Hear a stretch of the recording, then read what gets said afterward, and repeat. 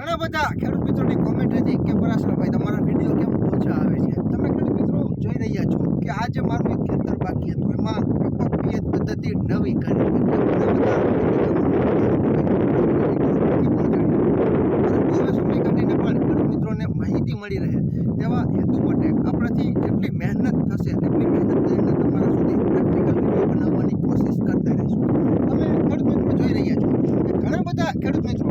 ટપક પિયત પદ્ધતિ નવી કરી હોય તો બંડલ કઈ રીતે ખોલવા અને કેના ઉપર રાખી તો ખૂબ સારામાં સારી રીતે આપણે નળી છે, આપણી લાઈન છે, લેટર છે તે વ્યવસ્થિત રીતે ખેતરમાં પાથરી શકીએ. તમે જોઈ શકો છો ખેડૂત મિત્રો, આપણી પાસે સલ્ફર આપણે ખાતર નાખતા જ હોય છે તો તેમાં આવા કેરબા આવતા હોય છે, પ્લાસ્ટિકના ડ્રમ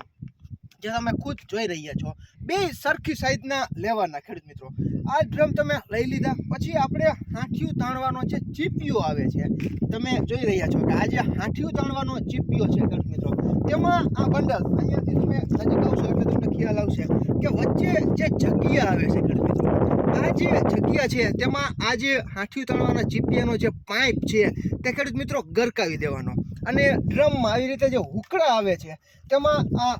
જે આપણી જે પાઇપ છે લોખંડનો, જે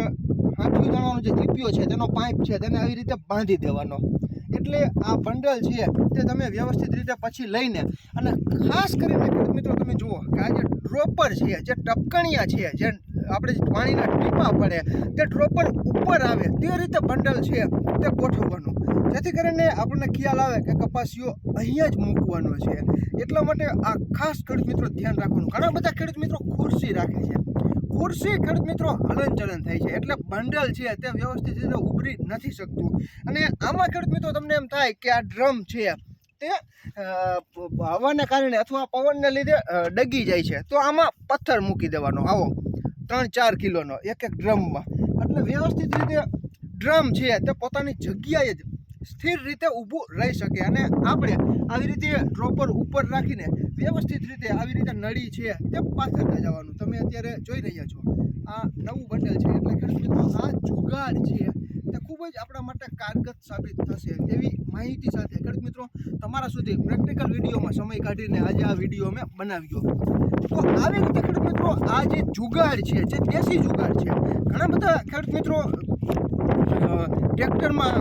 ટ્રેલરની આપણે જે ટ્રેક્ટરની જે ટ્રોલી હોય ટ્રેલરમાં ઉભા રહીને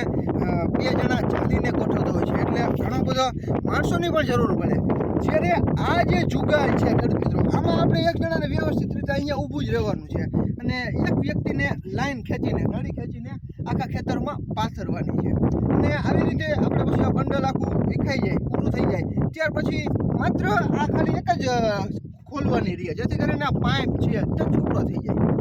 બીજા કરવામાં તો આપણે કરવાની જરૂર જ નથી રહેતી, કારણ કે એક જ પાઇપમાં અહીંયાથી જ આપણે આ ટપકનું બંડલ ગરકાવી દઈએ એટલે આ એક જ દોરી છે તે છોડવી પડે છે. બાકીનું બધું જ આખો ફર્મો છે તે પોતાની રીતે જ સ્થિર રાખવાનો છે, માત્ર એક ચાસમાંથી બીજા ચાસમાં જ લઈ જવાની જરૂર પડે છે. તો ખેડૂત મિત્રો આ પ્રેક્ટિકલ અમારા અનુભવો તમારા સુધી પહોંચે અને તમને પણ ફાયદો થાય તેવા હેતુ સાથે ખેડૂત મિત્રો અવારનવાર આપણે વિડીયોમાં આવી માહિતી પહોંચાડી રહી છે. તો અમારી દ્રષ્ટિએ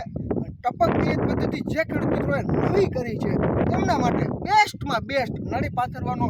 આ જે જુગાડ છે તે ખેડૂત મિત્રોને ખૂબ સારો એવો ઉપયોગી થશે તેવી આશા સાથે. અને તમારા વિસ્તારમાં તમે કઈ રીતે બંડલ જે ફિટ કરો છો, ઘણા ખેડૂત મિત્રો લાકડી રાખીને 2 જણા લાકડીનો થેડો પકડીને ઊભા રહીને ત્રીજો વ્યક્તિ લઈને જતો હોય છે, જ્યારે આ જુગાડથી એક જણો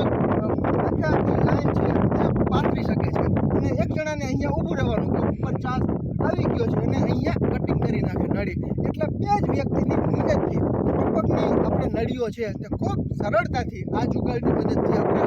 કરી શકીએ છીએ, આપણા ખેતરમાં પાથરી શકીએ છીએ. ખેડૂત મિત્રો આ માહિતી તમને કેવી લાગી અને તમારા વિસ્તારમાં તમે કઈ રીતે નવા ટપકના બંડલ તમારી રીતે